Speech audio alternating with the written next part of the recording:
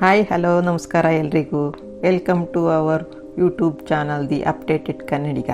ನಾವಿವಾಗ 9 ತಿಂಗಳು ಪಾಪು ಆದಮೇಲೆ ಯಾವ ಥರ ರಾಗಿ ಸರಿ ಹಿಟ್ಟು ಮಾಡಬೇಕು ಅಂತ ಮಕ್ಕಳಿಗೆ ಅದನ್ನು ತೋರಿಸ್ಕೊಡ್ತಾ ಇದ್ದೀವಿ. ಈಗ ಫಸ್ಟು ಕ್ಲೀನ್ ಮಾಡಿರೋ ರಾಗಿ ತಗೊಳ್ಳಿ. ರಾಗಿನ ಒಂದು 7ರಿಂದ 8 ಸರಿ ನೀಟಾಗಿ ಬಕೆಟಿಗೆ ಹಾಕೊಂಡು ನೀಟಾಗಿ ಜಾಸ್ತಿ ನೀರು ಹಾಕೊಂಡು ನೀಟಾಗಿ ತೊಳೆದು ನೀರನ್ನೆಲ್ಲ ಚೆಲ್ಬಿಡಿ. ಅದಾದಮೇಲೆ ಒಂದು ದುಪ್ಪಟ್ಟ, ಒಂದು ಜಡಿ ಥರನೋ ಏನೋ ಓಲಿರೋ ಬಟ್ಲು ಥರ ಏನೋ ಬರುತ್ತಲ್ಲ, ಅದಕ್ಕೆ ಒಂದು ದುಪ್ಪಟ್ಟ ಹಾಕ್ಬಿಟ್ಟು ರಾಗಿನೆಲ್ಲ ಹಾಕ್ಬಿಡಿ. ಹಾಕಿ ಸ್ವಲ್ಪ ಹೊತ್ಬಿಡಿ, ನೀರೆಲ್ಲ ಸೋರ್ಕೊಂಡ್ಲಿ. ಮತ್ತು ಅದಾದಮೇಲೆ ಬಿಸಿಲಲ್ಲಿ ಸ್ವಲ್ಪ ಒಣಗಿಸಿ, ಚೆನ್ನಾಗಿ ಒಣಗಿಸಿದಾದ್ಮೇಲೆ ಈಗ ನಾವು ಉರಿಯೋಕ್ಕೆ ಸ್ಟಾರ್ಟ್ ಮಾಡೋಣ. ಈಗ ಒಂದು ಸ್ಟವ್ ಅಂಟಿಸ್ಬಿಟ್ಟು ಒಂದು ಬಾಣಲಿ ಇಟ್ಟು ರಾಗಿನ ಎಲ್ಲ ಕ್ಲೀನಾಗಿ ಹುರ್ಕೊಳ್ಳೋಣ. ತುಂಬ ಜಾಸ್ತಿ ರೋಸ್ಟು ಮಾಡಬೇಡಿ, ಬೇಗನೂ ತೆಗಿಬೇಡಿ, ಮೀಡಿಯಮ್ ಆಗಿರಲಿ. ಜಾಸ್ತಿ ಹೊತ್ತು ಉರಿಬೇಡಿ, ಯಾಕಂದರೆ ರಾಗಿ ಕಾಳು ಸಣ್ಣ ಇರುತ್ತಲ್ವಾ, ಜಾಸ್ತಿ ರೋಸ್ಟ್ ಆದರೆ ಹಿಟ್ಟೆಲ್ಲ ಕಪ್ಪು ಬಂದ್ಬಿಡುತ್ತೆ. ಸ್ವಲ್ಪ ಕೈಯಲ್ಲಿ ಇಟ್ಕೊಂಡ್ರೆ ಸ್ವಲ್ಪ ಬಿಸಿ ಆಗಬೇಕು ಕೈ, ಅಷ್ಟು ಹುರ್ಕೊಳ್ಳಿ ಸಾಕು.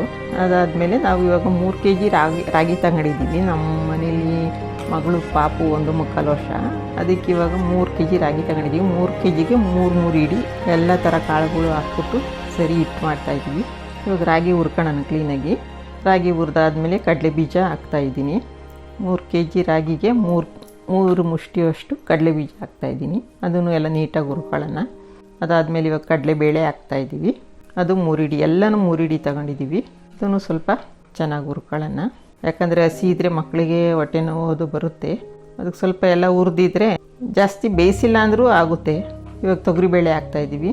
ತೊಗರಿಬೇಳೆನೆಲ್ಲ ಹುರ್ಕೊಳ್ಳೋಣ ಅದನ್ನು. ಅದಾದಮೇಲೆ ಅಕ್ಕಿ ಇವಾಗ ನಿಮ್ಮ ಮನೇಲಿ ಡಿಪೋ ಅಕ್ಕಿ ಅಥವಾ ಸೋನಾ ಮಸೂರಿ ನಿಮ್ಮ ಮನೇಲಿ ಅಥವಾ ಕೆಂಪು ರೈಸು ನಿಮ್ಮ ಮನೇಲಿ ಯಾವುದೈತೋ ಅದು ಹಾಕಿ. ಅದನ್ನು 1 kgಗೆ 1 ಇಡಿವಷ್ಟು, ಎಲ್ಲನೂ 3 ಇಡಿವಷ್ಟು. 3 kg ರಾಗಿ ತಗೊಂಡ್ರೆ 3 ಇಡಿ, ನೀವು 1 kg ತಗೊಂಡ್ರೆ 1 ಇಡಿ ಹಾಕಿ ಎಲ್ಲ ನೀಟಾಗಿ ಹುರ್ಕೊಳ್ರಿ. ನೋಡಿ ಇವಾಗ ಗೋಧಿ ಹಾಕಿದ್ದೀವಿ, ಅದನ್ನು 3 ಇಡಿ ಹಾಕಿದ್ದೀವಿ ನಾವು. ಅದನ್ನು ನೀಟಾಗಿ ಹುರ್ಕೊಳ್ಳೋಣ. ಅದಾದಮೇಲೆ ಹೆಸರುಬೇಳೆ ಹಾಕಿದ್ದೀವಿ. ಹೆಸರುಬೇಳೆ ದೇಹಕ್ಕೆ ತಂಪು. ಇವೆಲ್ಲ ತಿಂದಾಗ ಮಕ್ಕಳಿಗೆ ಅಕಸ್ಮಾತ್ ಹೀಟಾದ್ರೂ ಹೆಸರುಬೇಳೆ ಎಲ್ಲ ಸ್ವಲ್ಪ ದೇಹ ತಂಪು ಮಾಡುತ್ತೆ. ಒಂದೊಂದು ಕಾಳಲ್ಲೂ ಒಂದೊಂದು ಪ್ರೋಟೀನ್ ಇದೆ. ಎಲ್ಲ ಥರ ಬಾಡಿಗೆ ಮಕ್ಕಳಿಗೆ ಸಿಗಬೇಕು ಎಲ್ಲ ಥರನೂ. ಇವಾಗ ಉದ್ದಿನಬೇಳೆ ಹಾಕ್ತಾಯಿದ್ದೀವಿ. ಉದ್ದಿನಬೇಳೆನೂ ಮೂಳೆ ಎಲ್ಲ ಗಟ್ಟಿಯಾಗುತ್ತೆ ಮಕ್ಕಳಿಗೆ. ಉದ್ದಿನಬೇಳೆನೂ ಒಳ್ಳೆಯದು. ಉದ್ದಿನಬೇಳೆ ಹುರಿತಾ ಇದ್ದೀವಿ. ಉದ್ದಿನಬೇಳೆ ಆದಮೇಲೆ ಇವಾಗ ಬಾದಾಮಿ ಹಾಕ್ತಾಯಿದ್ದೀವಿ.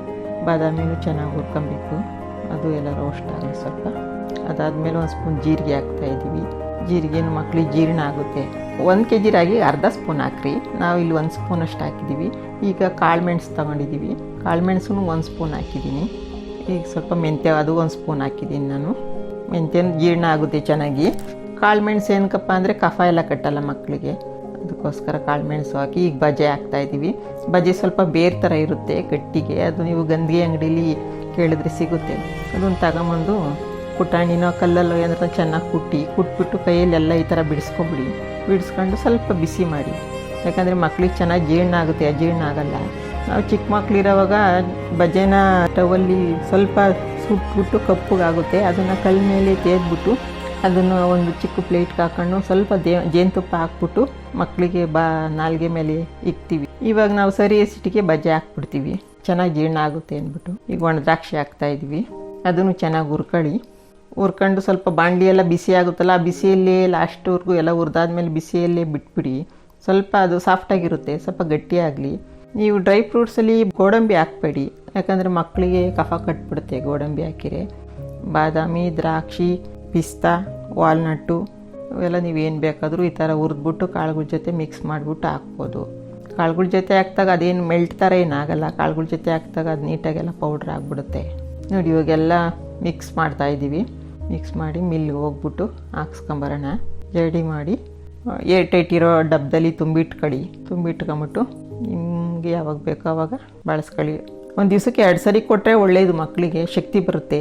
9 ತಿಂಗಳು ಮೇಲೆ ಪಾಪುಗೆ ಈ ಥರ ಕೊಡಬೇಕು ಕಾಳು. 9 ತಿಂಗಳು ಒಳಗಡೆ ಪಾಪುಗಳಿಗೆ ಕೊಡಬೇಡಿ, ಯಾಕಂದರೆ 6 ತಿಂಗಳಿಂದ 9 ತಿಂಗಳೊಳಗಡೆ ಬರೀ ರಾಗಿ, ಸ್ವಲ್ಪ ಬಜೆ, ಸ್ವಲ್ಪ ಮೆಂತ್ಯ ಹಾಕ್ಬಿಟ್ಟು ಬೇಷನ್ ಥರದಕ್ಕೆ ಒಂದು ದುಪ್ಪಟ್ಟನ ಟೈಟಾಗಿ ಕಟ್ಬಿಟ್ಟು ಅದರಲ್ಲಿ ನೀಟಾಗಿ ಸೋಸ್ಕೊಂಡು ಆ ಹಿಟ್ಟನ್ನ 6 ತಿಂಗಳಿಂದ 9 ತಿಂಗಳು ಮಕ್ಕಳಿಗೆ ಕೊಡಬೇಕು. 9 ತಿಂಗಳು ಆದಮೇಲೆ ಕೊಡೋದು ನಾವಿವಾಗ ತೋರಿಸ್ತಾ ಇರೋದು. ಮಕ್ಕಳಿಗೆ ಸರಿ ಮಾಡಿಬಿಟ್ಟು ಸ್ವಲ್ಪ ಒಂದು ಚಿಟಿಕೆ ತುಪ್ಪನೋ ಬೆಲ್ಲನೋ, ಉಪ್ಪೋ ಬೆಲ್ಲನೋ ಏನಾದರೂ ಹಾಕ್ಬಿಟ್ಟು ಮಾಡಿಕೊಡಿ, ಶಕ್ತಿ ಬರುತ್ತೆ, ಮಕ್ಕಳು ಚೆನ್ನಾಗಿರ್ತವೆ. ಇದಾಗಿತ್ತು ನಮ್ಮ ಇವತ್ತಿನ ವಿಡಿಯೋ. ನಮ್ಮ ವಿಡಿಯೋ ಇಷ್ಟ ಆದರೆ ಲೈಕ್ ಮಾಡಿ, ಶೇರ್ ಮಾಡಿ, ಕಮೆಂಟ್ ಮಾಡಿ. ನಮ್ಮ ವಿಡಿಯೋ ಇನ್ಸ್ಟಾಗ್ರಾಮಲ್ಲೂ ಇದೆ, ಅಲ್ಲೂ ಲೈಕ್ ಮಾಡಿ, ಶೇರ್ ಮಾಡಿ, ಕಮೆಂಟ್ ಮಾಡಿ. ನಿಮ್ಮ ಅನಿಸಿಕೆ ಏನು ಅಂತ ನಮಗೂ ತಿಳಿಸಿ. ಏನಾದರೂ ತಪ್ಪಿದರೆ ಕ್ಷಮಿಸಿ. Thank you.